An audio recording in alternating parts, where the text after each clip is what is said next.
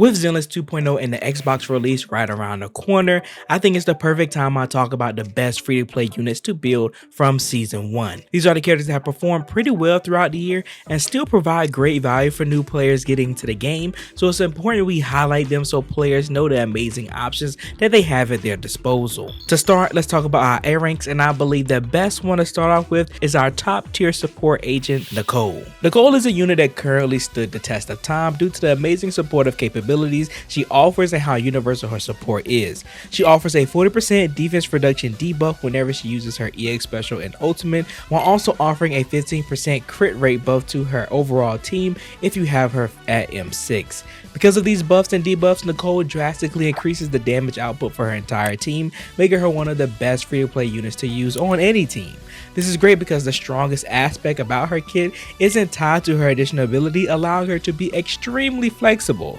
But if she does have an ether unit that can take advantage of her additional ability, then Nicole becomes an even more valuable option as she increases their ether damage by 25%. She's also really easy to build as you have a multitude of great W engine options and disc drives to pull from to help her seamlessly fit into any team comp. Do you need a set that directly buffs the damage output of your team?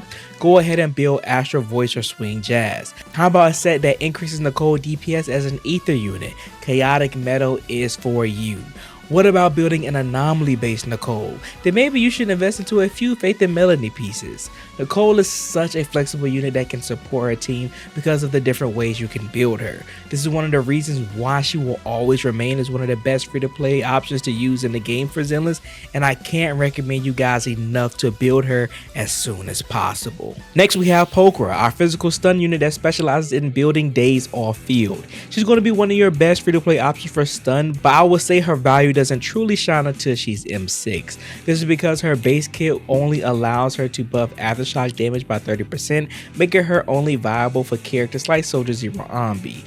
But once she's M6, this buff is applied to all damage types, making her a very useful stun unit for majority of the cast. The only other A rank stun unit that is in competition with her is Ambi, but the only issue with Ambi is that her kit is designed to be a primary on-field stunner that's selfish. This means she really only benefits characters that primarily focus on dealing damage during stun windows without offering any additional support like Pokora. Because of this, I think Pokora is the much better option to invest into due to her actually providing supportive buffs to her team while also having a lot more team flexibility in comparison. Next up, we have our girl Piper. Piper is the strongest DPS A rank we have in the game right now, as her performance has shown that she's able to keep up with even her limited counterpart Jane Doe as an amazing physical anomaly unit. This is because, similar to Jane, Piper's ability to build a physical anomaly is out of this world. When using her EX special attack or ultimate, Piper stacks power. This is a unique mechanic that increases her physical anomaly build-up rate by 4%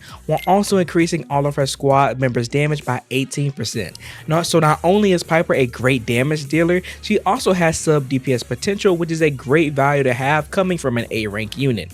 The game shifted more and more into a team oriented game as new units release, so it's always a plus when older units have some form of capability to not only buff themselves but buff their team as well. If you're in need of a DPS unit for early game in Zenless that can still even compete really well in late game, definitely build you a Piper, because not only is she strong, she's also not super reliant on her mindscapes, so you can use her pretty effectively out the gate. Finally, for our last two A ranks, we have Lucy and Sukaku. I group these girls together mostly because I'm lazy, but also due to them being pretty similar to each other. They're both like Nicole, where they offer great universal support for every unit in the game, making them an amazing option for new players to build. Sukaku, our ice support, offers a 1000 flat attack buff to the unit that she quick assists into and a 20% ice damage buff to her entire team. Lucy, our fire support, only offers a team buff of 600 flat attack, but what makes it as good as Sukaku's is how easy she's able to reapply it to her team, allowing her buffs to have some of the best uptime in the game. Both of these units are really good at what they do and get even better with mindscapes.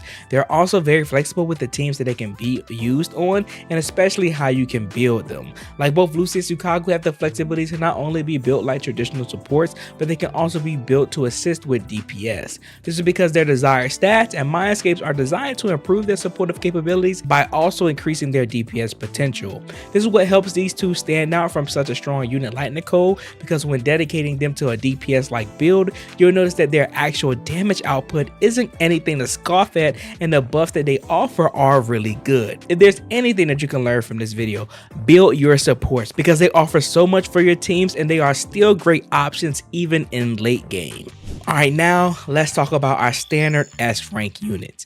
These characters are easily obtainable because the game offers so many ways to get them for free. You get a random one when you first start the game as a new player at 40 pools, and we get 2 free standard banner selectors, with one being a gift for the anniversary and another you'll obtain after 300 pools on the standard banner. Since we have ways to guarantee specific standard units we want, I have 3 units you should definitely invest into out of the standard banner. First up, we have Lycan. Lycan is our #1 standard banner stunner and probably the best standard unit in the game.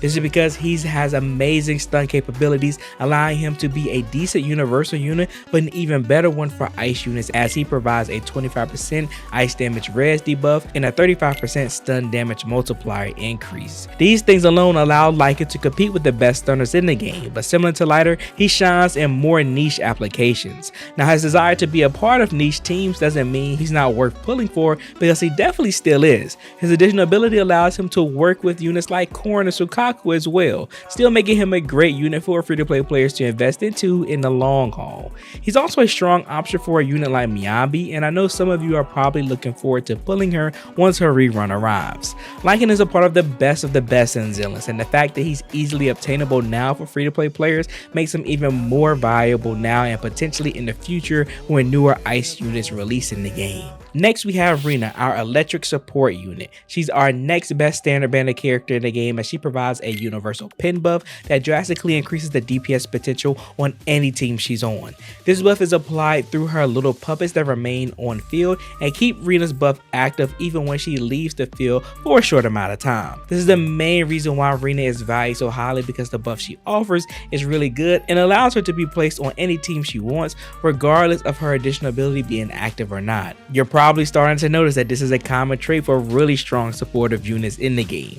If it is active though, she extends the durations of shock by 3 seconds and increases the electric damage by 10%, making her an amazing option for electric DPS units.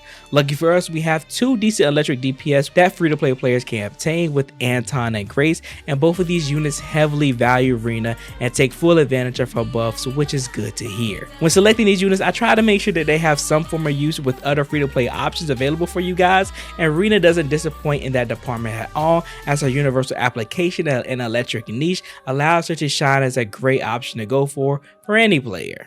Lastly, we have my girl Soldier 11. Now, I know a lot of you are probably thinking I'm being biased here, but hear me out.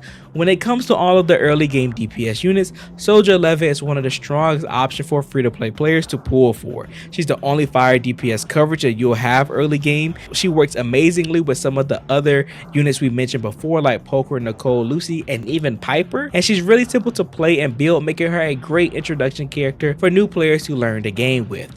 This is a unit that has been stated to have gotten weaker over the game's life, but she has technically only gotten stronger because her team options has expanded so much since release. So many new units increases her DPS potential, rewarding players that have invested into her, and this even continues with Jafufu, our new fire stun unit releasing in 2.0. Soldier 11 is a great DPS unit. She's nowhere near the strongest, but she can get the job done, and of course I highly recommend her for that. And those are all the best units that you should be building for Zenless 2.0. The anniversary is starting off great with providing players a lot of opportunities and resources to easily invest into units, so I wanted to make sure I help direct you guys in the right direction with your investments. There really isn't any terrible choices when going for a lot of the A ranks and standard banner units, but the ones I recommend just have a lot more value for players in the long run. So if you end up getting any other characters besides the ones I suggested, or you just enjoy some of the others more, don't sweat it.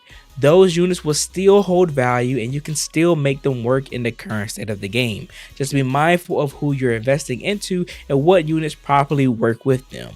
Before I end the video off though, I want to make sure I provide an honorable mention through my guy Seth. This is a unit that's heavily slept on, but it's really strong. The only reason I didn't recommend him a part of the main list is because he's a much more niche pick than the others due to his primary buff granting 100 anomaly proficiency and his debuff being a 20% anomaly build up res for all attributes, which only benefits anomaly characters for the most part. So when building Self, I would say only do so if you plan to invest in any of the anomaly characters we mentioned earlier, or if you plan to invest in the class in the future. Now he does provide some universal benefits like being able to heavily stagger bosses with his charged EX special and even increase his own damage and daze build, but I would say these applications are more valuable when optimizing Self performance rather than his general use. All in all, that's everything that I have to talk about in today's video. If you're new to Zenless, comment down below how you've been enjoying the game, and if you're a returning player, let me know how excited you are for Zenless 2.0.